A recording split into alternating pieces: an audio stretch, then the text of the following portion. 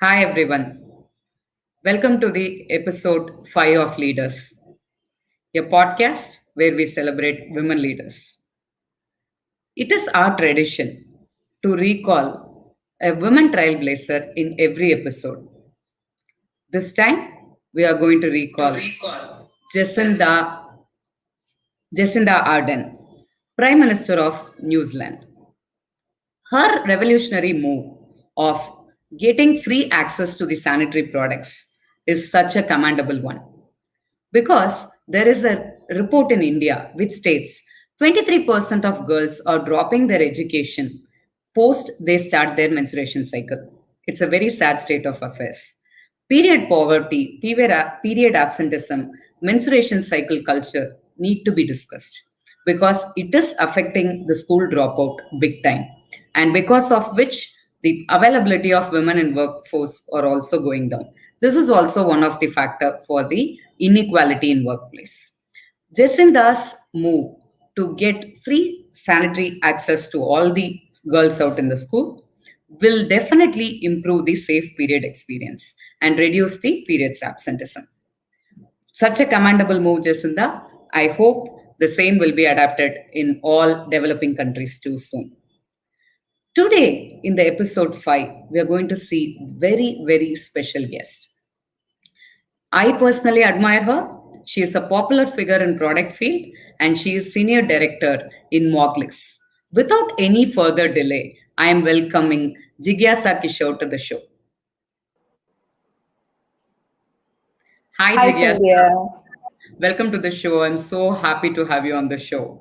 Without Same any here. further delay, I wanted to hear your incredible journey and background from your side.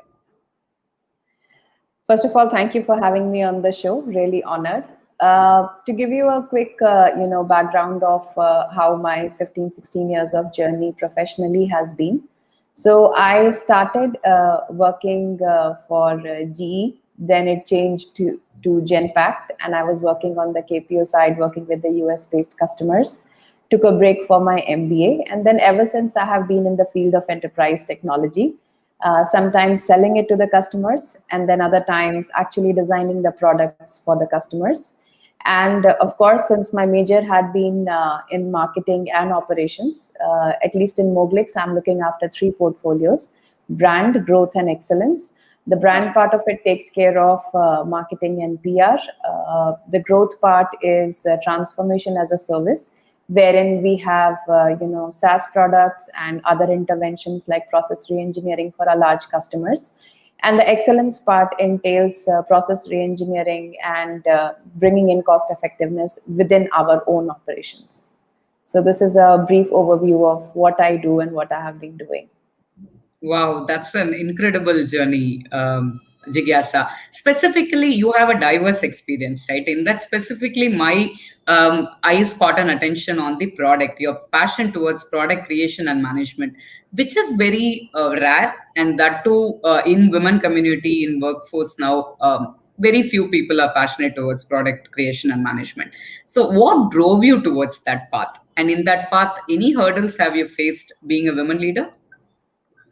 So the interesting, thing about product management is that, since I have been involved in the enterprise technology sales to begin with, I had a very close interaction with the customers. I was able to hear the kind of problems they face, and selling product is equal to knowing the product in and out, interacting with customers, knowing about their problems and all of that.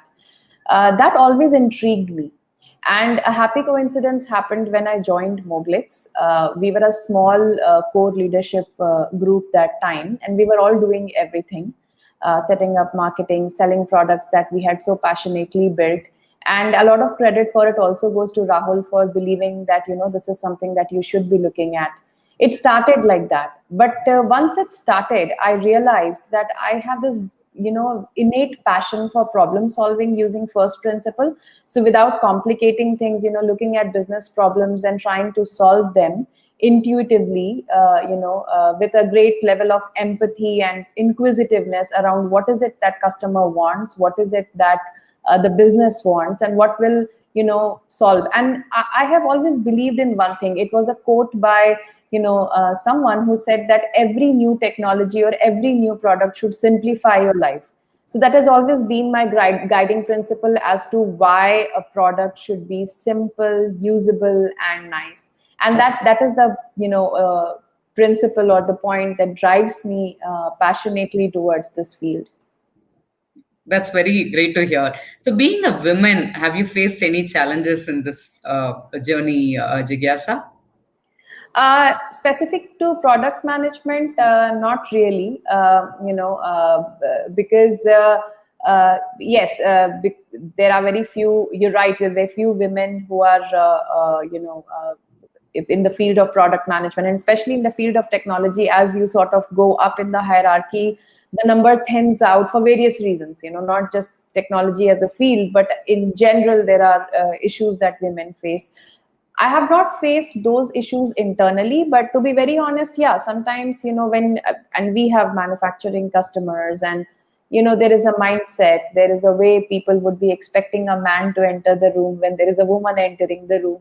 But I would tell you that I have learned one thing, that if you are, if you have attention to detail, and the first 30 seconds or 1 minute of interaction, if the person knows that you know about their company, you know about their problem, you've done your homework before you have gotten into that room, they immediately respect you. So yeah, so that has been the journey. Interestingly, a lot of times there's a rift between the product managers and the techies. That has not been my problem. I have had wonderful relationship with my tech team always. They have understood me, and fortunately, my current head of engineering also points out quite often that one thing they like about me is that I'm not constrained by my thinking of what is not possible. So that really helps me as a product manager, because I'm always thinking what needs to be done and then coming to what could be or could not be done. That's So interesting to know, Jigyasa. As you rightly said, it's all about passion, right? If you have passion towards and if you like what you're doing, definitely you will be able to have a happy and successful career ahead. There is a interesting study which I came across. In the global level, 41% of women in tech industry are dropping out after completing their 10 years in tech field or product field. But compared to 15% of dropout in men, there is a huge gap. In fact, there is a worldwide organization called Women in Product.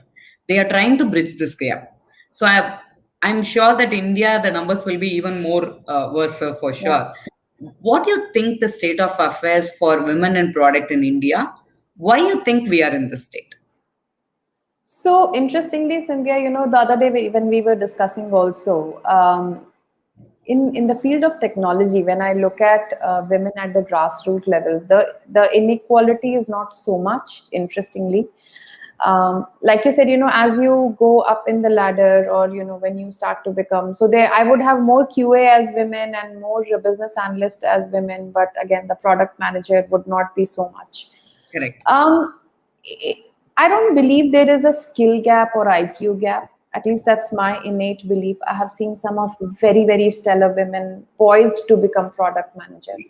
I think the gap comes from the self-imposed constraint and social fabric constraint that is there. And that's because in your role as a product manager, you have to be open to travel. You have to be open to work late. It's a 24/7 job, because product is like your baby.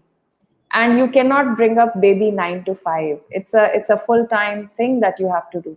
You have to nurture it, you have to grow it, you have to think about it constantly, and you cannot sort of just start it and then hand it off to someone else. That kind of continuity and passion is, while in intention it might be there are multiple things, the milestones in life actually changes things for women. Like, when you're getting married, do you have to move along with your husband, and then what happens? And this kind of a role needs a lot of stickiness, by the way.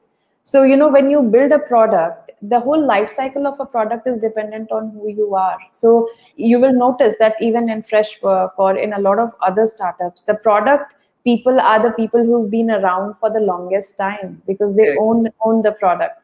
So you know how whether after maternity you will be able to continue or not, and even if you want to, does the office circumstance allow you, does the social fabric where the expectation out of you allows you, or are there self-imposed constraints where women are such perfectionists, in general, and I'm sorry if I'm making a general statement, that they No, want I to be perfect mother, they want to be perfect wife, and that giving up some things for doing something is not generally something that we are okay with.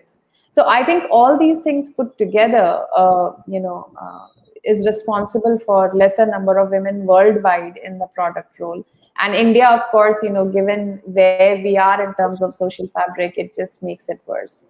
But I would say I'm hopeful, and I feel we are getting there, because in an organization like yours or even mine, what we do is we actually take the pain of having those conversations. There have been instances in pockets where people's worldview have changed after they have gotten married, and we've had conversations with their in-laws, with their husbands, or done whatever it takes to facilitate. Or even in our one of our office, we have a crèche. We had a tie-up with a crèche where people can leave their kids there and go check on them if they are too young. So we've been trying to do what we can, and I think everybody is responsible for so while we cannot go out and solve for world hunger, at least in the pockets that you exist, if you can make those small changes, I think the impact will be there. That's a very valid point. The one thing I could very well relate with you, and even Angelica mentioned this, Nidhi mentioned this in the previous episodes. When we wanted to come back from maternity leave, we will be okay, and we may have our support system ready. But the in workplace, the perception will be different. Now she will not work. Now she has to go home. Now she cannot travel. Without even asking, they will take the decision for ourselves. In fact, SSG was telling in one of the last interview, that she lost an abroad opportunity because the manager perceived that being a woman, it will be difficult for her to go and settle Oh there. my God, we did not even check with her. So even she mentioned that it is my mistake also. I didn't go and demand also. So Yeah. I was like, okay, when I came to know, I also pulled back. I should have also maybe went and expressed that I want. It's a two-way thing. It's a Uh, two-way street, no, definitely. Yes, And in wait. fact, I can share out of my experience. The whole of 2019, I was, out there selling in US and UK just before COVID hit. We were trying to set up our SaaS model, and we were doing more of a market study back then. So every month, 10 days or 15 days, I would be out. I have a 9-year-old. He was 7 at that point in time. And I think, Rahul was very encouraging. In fact, he came forth, and when he demanded, he did not think of me as a woman or will I be able to do it or not. On the contrary, he said, do you want to talk to others who have done it and understand how to do it? And that was awesome in a way, because, I not only did it, my child also learned something. I also learned something on how to tackle these situations. My husband learned something about how to be there when I'm not there. So yes, you're right. Those opportunities are, it's a mix of, whether we are given it or we demand it. We demand it. And in fact, even still, your husband understands, your children understand. I'm sure your neighbors will never understand, right? So it happens. We cannot make everybody understand. The And we thing should is, not. what yeah, we should not Yeah. bother. That's what Yeah. I always say. In fact, for me, my son is now 4 plus years. He's 4 years old, and when I went to New Zealand when he was 3 months old. Wow. So my family was very supportive, but I had a lot of criticism around me in workplace, friends, I can neighbors. But imagine. I was like, this is what I wanted to do. My family is supporting that.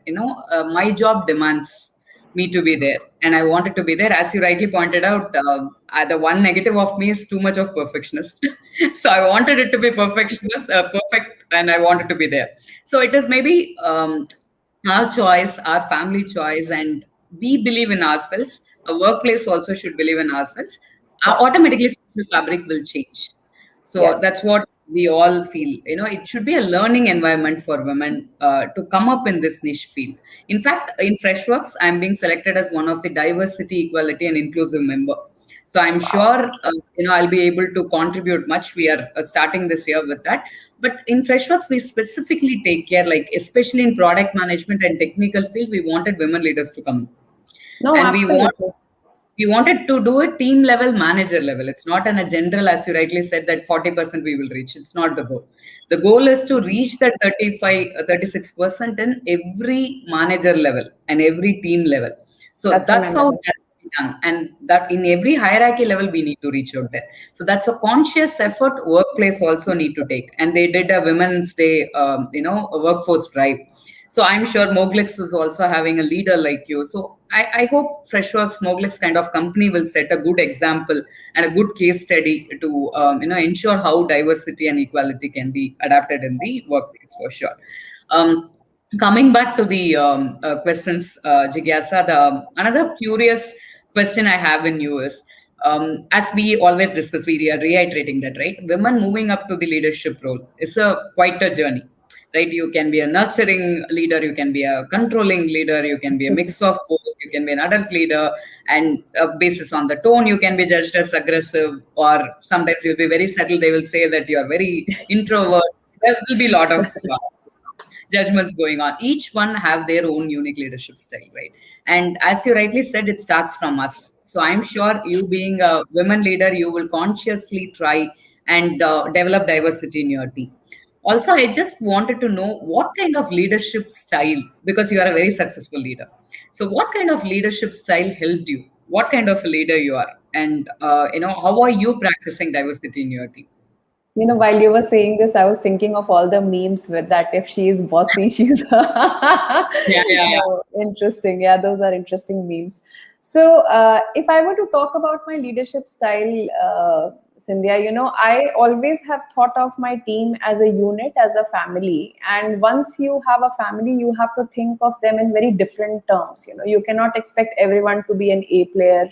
You cannot expect everyone, and you have to accept that difference in the team, own it, have pride about it, never be insecure of putting your team in front and giving them all, let them earn all the limelight, while be ready to accept the challenges and mistake and own up that team has done. Overall, my style of leadership is that of tough love. The same way I would be with Kabir, my son, where there is no dearth of intention. There is a lot of transparency in what I feel about them and where I want them to be. And of course, I want them to be no less than number one team in the company or the country. But that friendliness is there, as well as there are tough feedbacks, and taskmaster orientation is also there. And the team knows. As far as being a woman boss, I mean, I have been in that role for quite some time now in my previous company also. And touchwood, I have never faced any problem by the dint of being a woman. One thing I have learned as a leader is that no title can get you respect.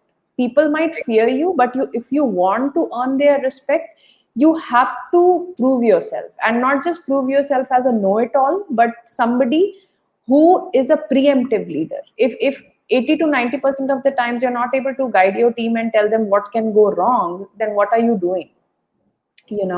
And create that safety net for them, yet push them to take risk and be there, have their back. So that is the kind of nurturing style of leadership has worked for me, at least. And I think so far, I think my team likes it, unless somebody says otherwise. And this has sort of helped me. And then again, of course, while you have milestones for yourself, as where you want to be in 5 years, where you want to be in 10 years, it's an important thing to think about each one of your team members, to think where they are going to be in 5 years. Because you are responsible for that. I mean, and if you're not doing that, then again, what are we doing? So those are the things that has helped me in my leadership style, I would say.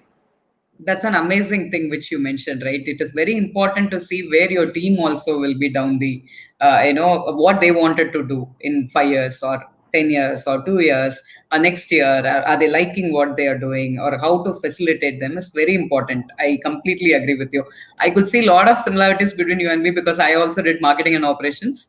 I also treat my team as family all the time. And for me, the job is never 9 to 5, because I see that as a family and I see that as a Absolutely. home. always feel comfortable being at workplace, right? It's important to have a sound and solid team, a team which trusts you. The trust can be only created when you add value. That's what my mentor always used to say. Just keep adding value to the people, automatically everything else will happen. Don't Absolutely. not see the destination, do the process right, automatically things will happen. So I'm so happy to hear that from you, Jigyasa, and I'm sure your team is really liking you, because behind the scenes they were very interested in this podcast, in fact, so I could see that how much they love their leader. So I'm sure that style will be adapted by a lot of upcoming women leaders. That was a learning for me also. Thank you, Jigyasa, for the same. Thank you. Since we discussed on the social fabric challenges, how a workplace need to be, just a visionary question.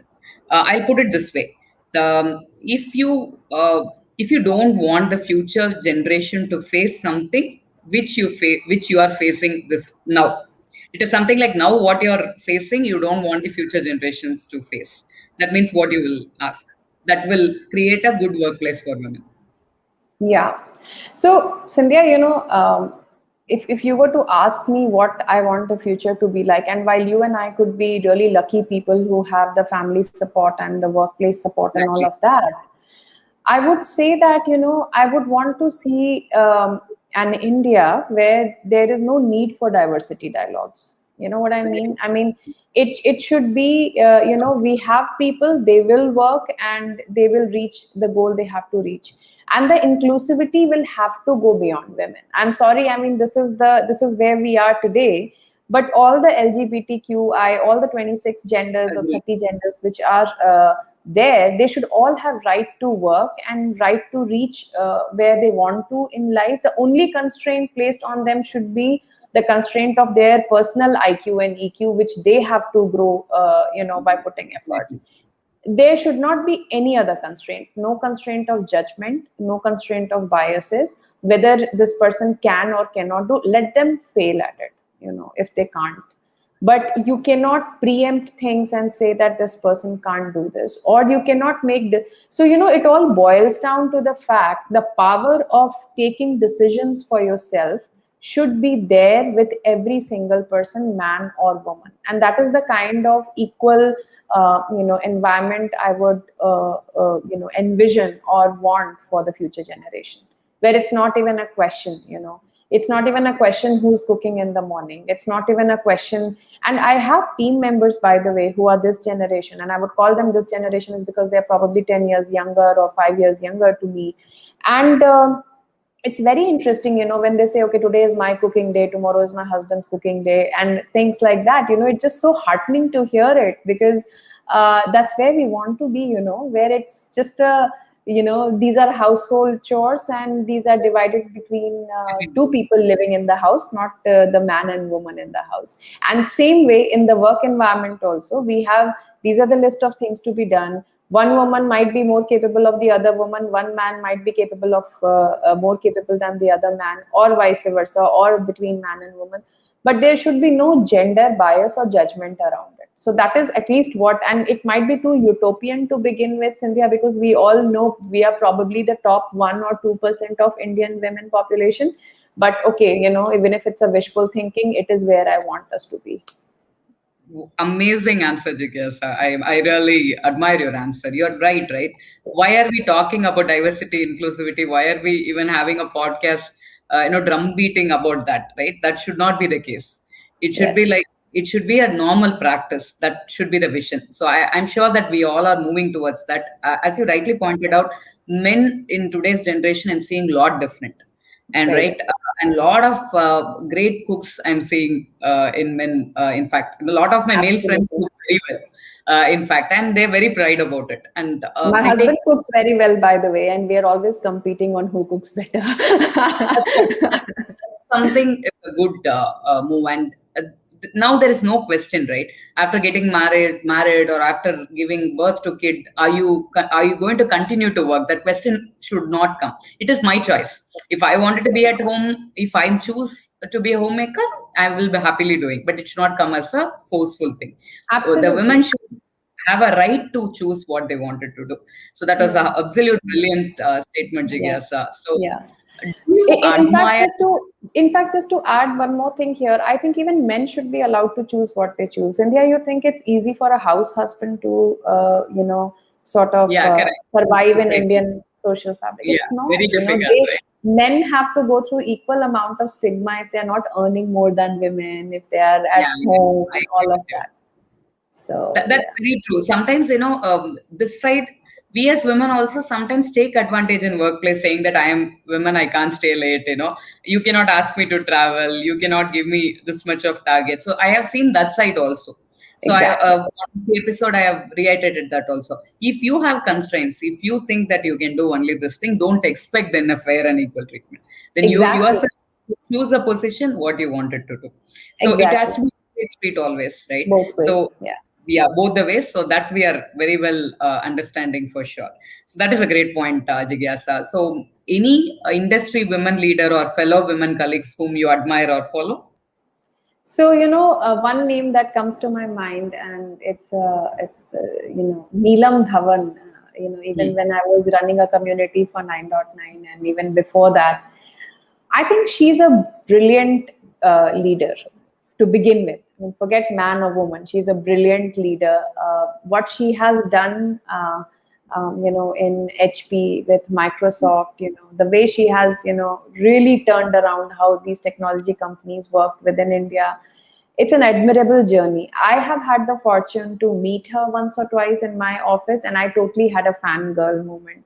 So Wow. even when I was about to travel and do those things, and she's so real, she has so much humility. You ask her a question and she'll give you such real answers that this is how you should do it. This is the problem I faced, and she's very human when it comes to talking about these things. And so I have really admired her journey from far. And of late, I have had the fortune to meet her, ask her tough questions, ask her for guidance, and I think she's amazing. I really admire her. I would want to be her someday. In fact, I have not had a chance to talk to her personally, but one or two times I received awards from her. Wow. When I was for best marketing distributor, 1 or 2 years we cracked the award, and I had the fortune to receive it from her. And I also personally admire her a lot. Uh, you know, Yeah. Yeah. that's interesting to know. So before wrapping up the session, couple of light questions to you, Jigyasa, kind of Sure. a rapid fire question. Um, okay, one hard learning in your life, which which is a turning point for you? If it is there, what is it? I think it is about, I mean, cliche as it may sound, I think resilience is more important than success. Correct. And every day is not a bright day. There are days you take beating. There are days, you feel that nothing is worth it. But picking yourself again without throwing tantrums, and, coming back and analyzing after you cool off that, how you could have done what you've done better is the only way to grow. It's the only thing that you can teach your team, your children, and everyone else around you. And I keep repeating that to my team also, that yes, success is important, resilience is even more important.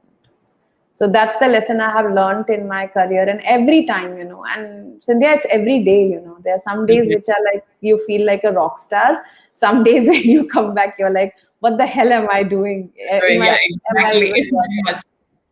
I So completely agree with you. It often happens, right? yeah. Yeah. Okay. One thing you wanted to achieve in 2021. I think in 2021, professionally, I want to, the growth portfolio of my work, I really want to sort of, onboard certain kind of clients for certain kind of portfolio that I am assigned. And it will be a very turnaround game for Moglix. I really wanted to do that professionally. Um, and personally, health and fitness is what my focus has been on since the COVID time. So I wanted to continue. Very important, this thing. The Yeah. one last series or movie you enjoyed? Suits. I think it's old, but I have this is probably the only web series that I have watched all 9 seasons in my entire life, because I'm not a much of a TV person. My screen time is so much on laptop that I don't watch, but I have loved Suits. So, Okay, then I'll also try that. I always go to that, and 9 seasons I will see, then I'll come back. oh no, Okay. you don't have to. Just, because the good thing about these web series is that every episode is a new story. So Yes, that's a good thing. definitely, I'll watch that, Jigyasa. It's a honor to have had you on the show. You are a very special guest for us because this week is the Women's Day week, and having a strong personality coming and sharing that how leadership role, that too in a niche industry like product management, and you are doing wonders in Moglix. Moglix themselves is a great company, right? So before closing out the session, I just wanted to ask you a small, question on videos. Right? I have seen a lot of great videos from Moglix, and today video is a very important tool because of the digital clutter and COVID times, everybody is cluttering with a lot of content. The consumption of content is, way beyond your limit. So it is very important to produce a quality content. Your role in Moglix is beyond product, right? You're doing brand management as well as product. And I've seen good videos in Moglix. So, what is your take on video as a tool to have a great campaign? So I will give a lot of credit of video campaigns to Pallavi, who's director marketing and works with me. She's very creative, and she's responsible for all the videos. Yeah, you met her. So Yeah. about videos, India, I think it's like you can't imagine life without smartphones. You can't imagine life without. So there was a time when we thought that TV is it, and radio was not something which was enough. And now, as a tool, the media consumption pattern has changed so much. There is video on demand, content on demand, and that has to be a visual content. It has to be fast. It has to be absolutely visual. And video to me is a way of life now. You cannot go away from it. And right from a newborn child, when they start with the iPad and start watching Peppa Pig or whatever, to the time that my mom or our grandmothers are on Z or some or the other app, or watching YouTube videos. So it's a constant thing, which has become a way of life. I think we can, I don't know whether it's lined up. You can show a video that we have recently done for Moglix around the theme Moglix Henna, which was more conceptualized with Rahul, Pallavi, and the team, where we said that in any B2B brand, trust is the main thing. And we wanted to have a thing around, you can rest assured that Moglix Henna. So that's We'll my see the take on video this. for the Yeah. audience with more context. Yes. Office का नया location in Goa with a beach view. Cool sir, लेकिन हम party करेंगे या काम? Work भी, party भी. Sir David ने बोला गोवा में नया ऑफिस. वाओ. पर अगर ऑफिस का फर्नीचर टाइम पे नहीं पहुंचा ना, तो बनाना बोट पे बिठा के काम कराऊंगा. तो क्या करूं सर? वर्क या पार्टी? उसके लिए मोगलिक्स है. ऑफिस चेयर हो या प्रिंटर, मिलेगी ऑन टाइम डिलीवरी और टॉप क्वालिटी हरदम. नो टेंशन, नो फिकर. क्योंकि अब सर मोगलिक्स है ना.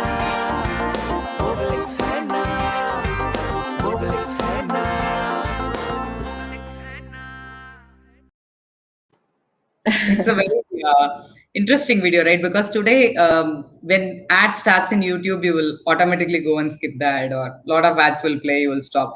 But it is very important to catch your attention in the first 5 seconds. So when Absolutely. Goa, everybody will see actually what they are talking, office in Yeah. Goa. The concept Yeah. was really good, and I hope that video really played a great role. This Thank thing. you so much. Yeah, no, I- it did. And yeah, so thank you.